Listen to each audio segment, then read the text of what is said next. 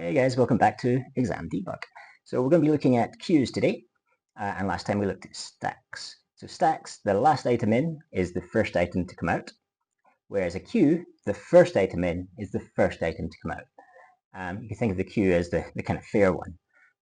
Imagine there were 5 people going into a shop, and they started serving the last person who joined the queue or the line waiting to be served. You'd have some quite annoyed people. And so with a queue, the first person or the first item is the first thing that should be dealt with, and then the next item, and then the next item, in the order that they've been added to the queue. Okay, so we've got our indexes, and then we're going to have some space for some items. In this case, my queue is only going to be 5 items long. That's fine. It just helps for checking when we hit our upper and lower bounds and stuff like that. So we're going to have a bunch of pointers. Now, we're quite lucky because we're starting from 1 to 5. We don't need to worry about lower bounds and upper bounds so much. We can really just do it with a simple number. But you might be asked to do it with upper bounds and lower bounds. Say the queue started at index 9 and went to index 15. Would be an example of where you'd have to do that. We're starting from 1 or 0, so we don't need to worry.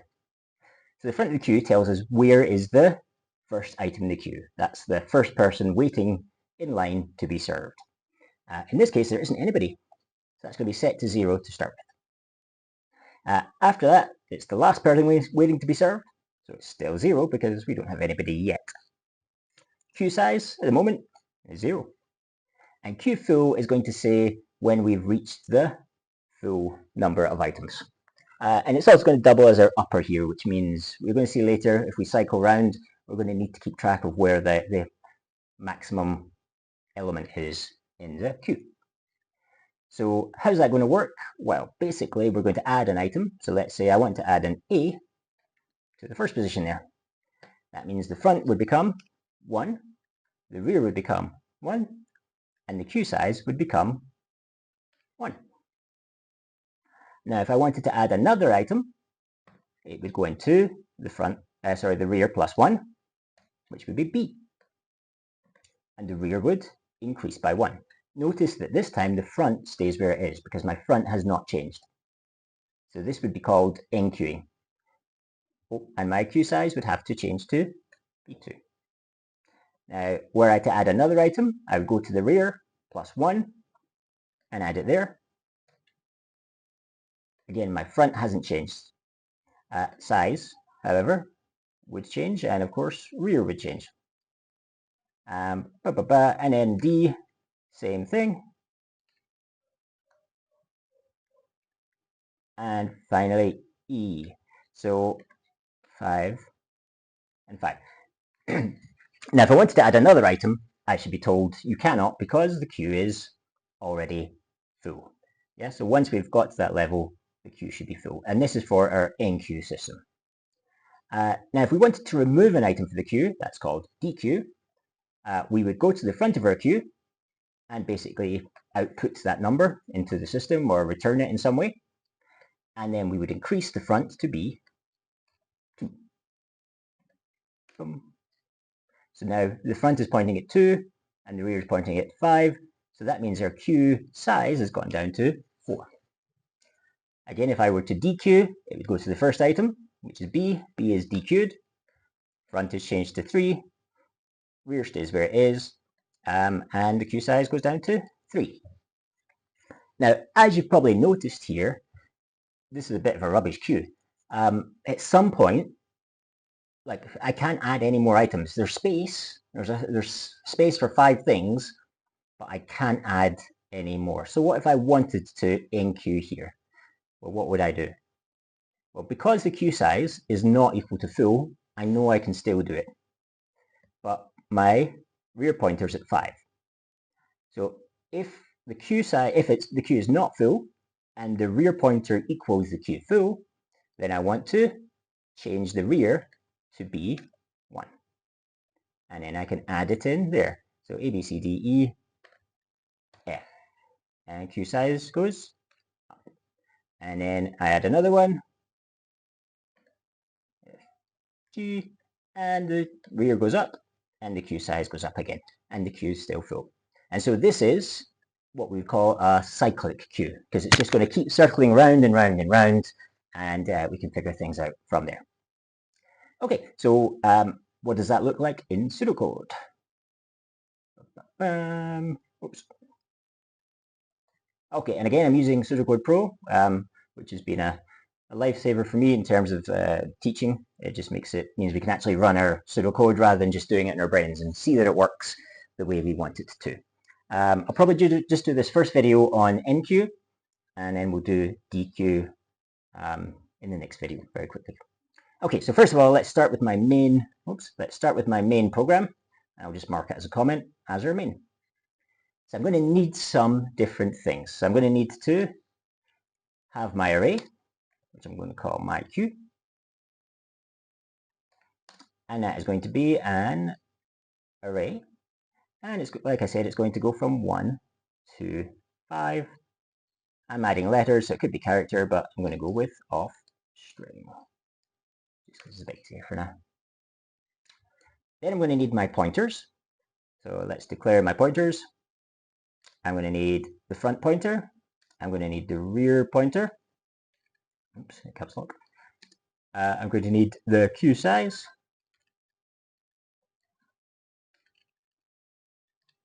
And I'm going to need the queue full as well. And those are all going to be of type integer. I also want to be able to add a letter in to my queue, and that's what I was adding to the queue there. So I'm going to have to declare another string. I can type properly, and it's going to be a string. Okay, and that's our basic startup. Then I need to initialize the different items that I need. So we already said before, the front is going to be equal to 0 at the start. The rear is going to be equal to 0 at the start.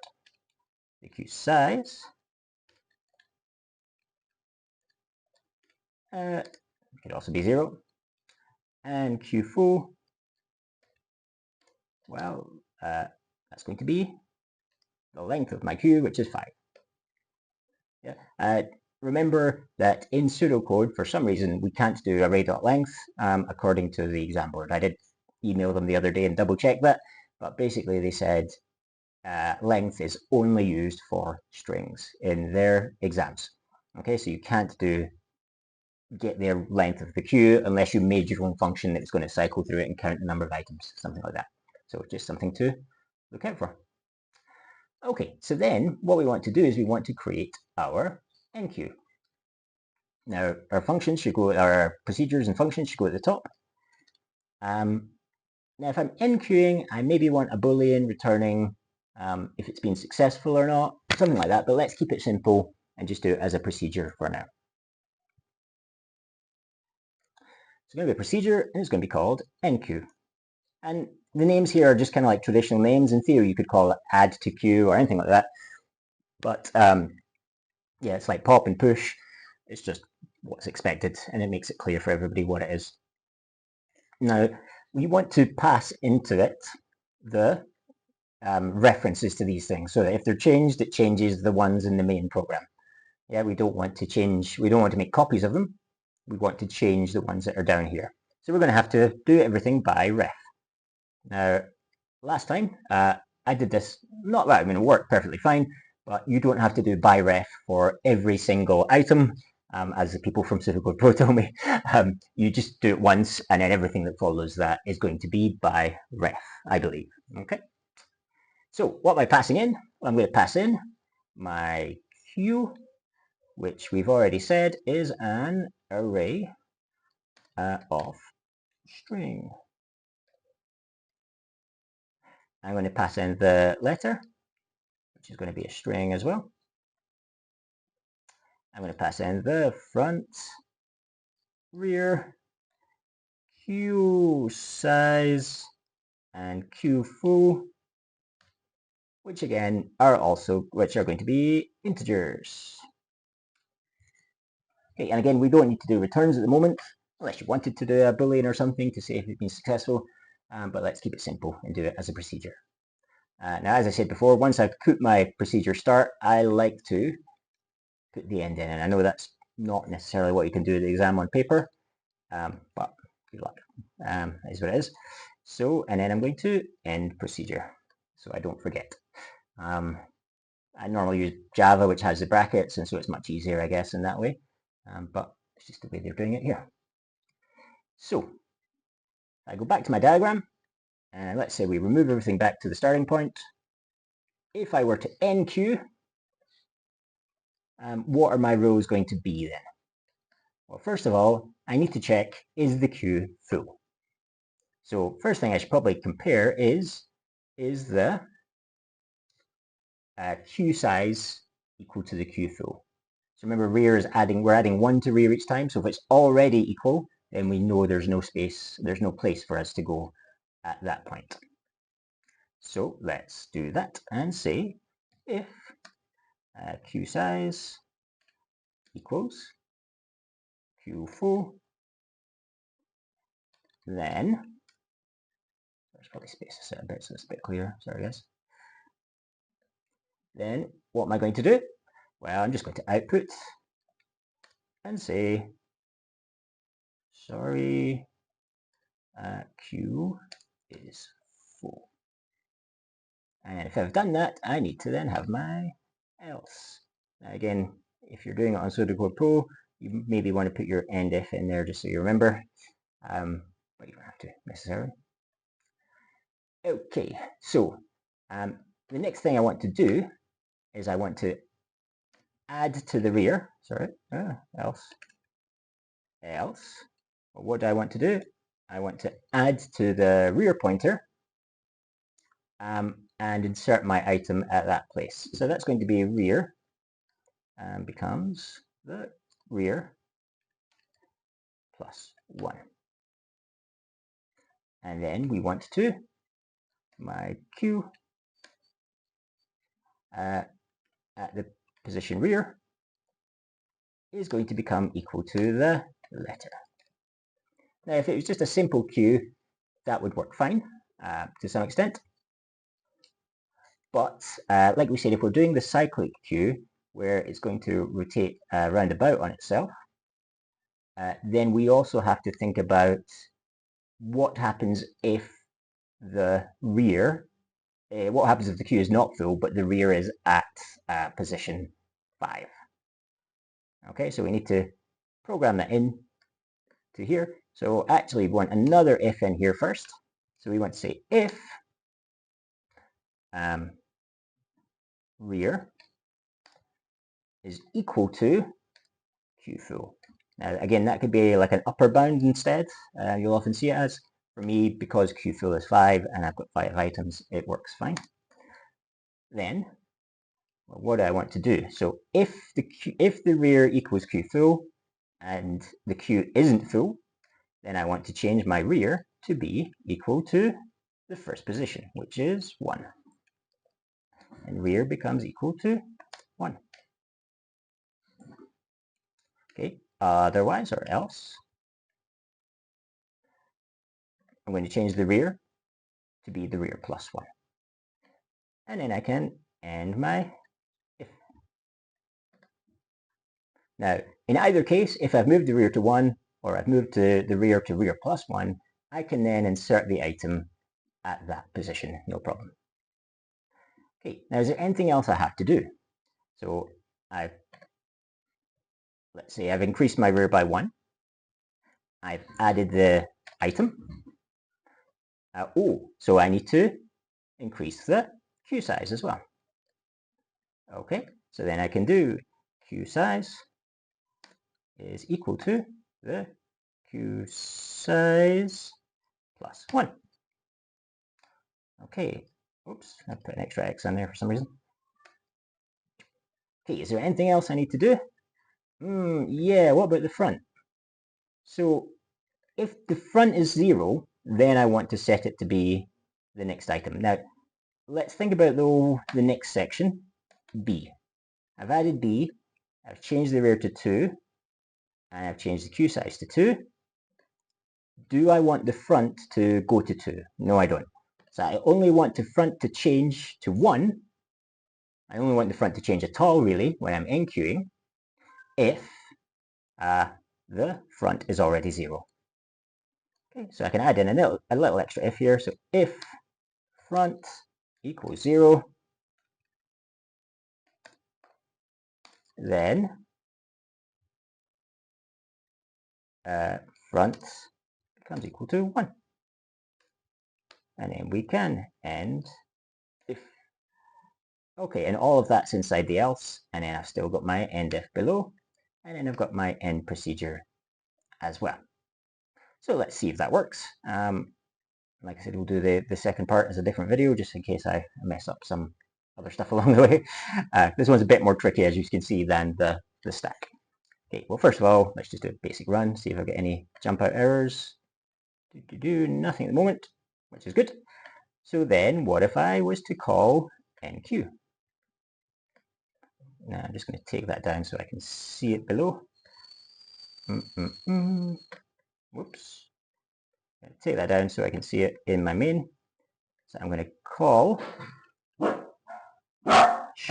Doggies. Sorry. Hey. It's just people. Sorry, my dog's gone crazy. So I'm going to call the enqueue. And I want to give it my queue.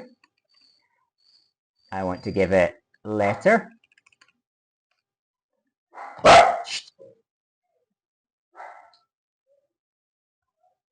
I want to give it queue, sorry. I want to give it letter. I want to give it front, rear, queue size, and queue full.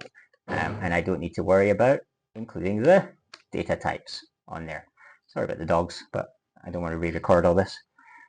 Okay, so hopefully if I've done that, that means that if I were to look at my array, my queue, at position 1, and output it, it should contain the letter. Oh, and I probably want to set letter equal to something first, so letter is going to be A.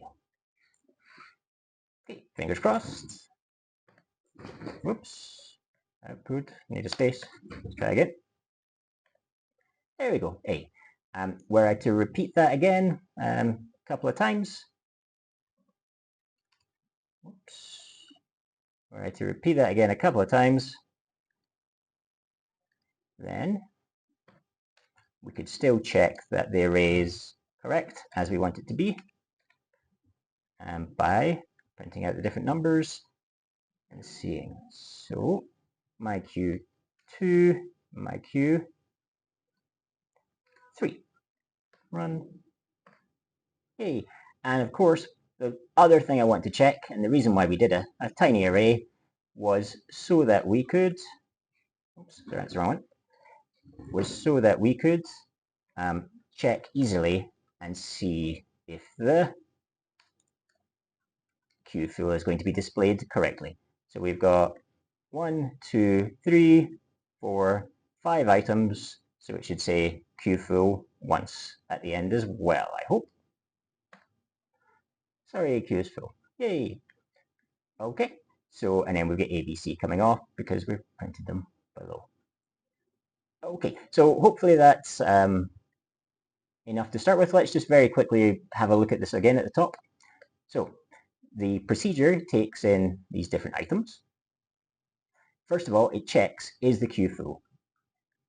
So if the queue is full, it says, sorry, it's full, can't do nothing. If it's not full, then it wants to see if the rear pointer is already at the end of the queue. So that is when we were saying if rear was pointing A, B, C, D, E. If we had a situation like this where 1 and 2 were free, but the rear pointer was already pointing to the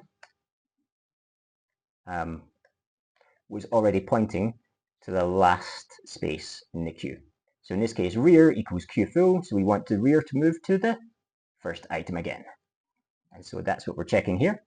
If the rear equals queue full, then make the rear the first item. Yep, Otherwise, just add 1 to the rear because it's okay. It's not at the end of the array yet. Then we assign the letter to that position in the queue. We increase the queue size.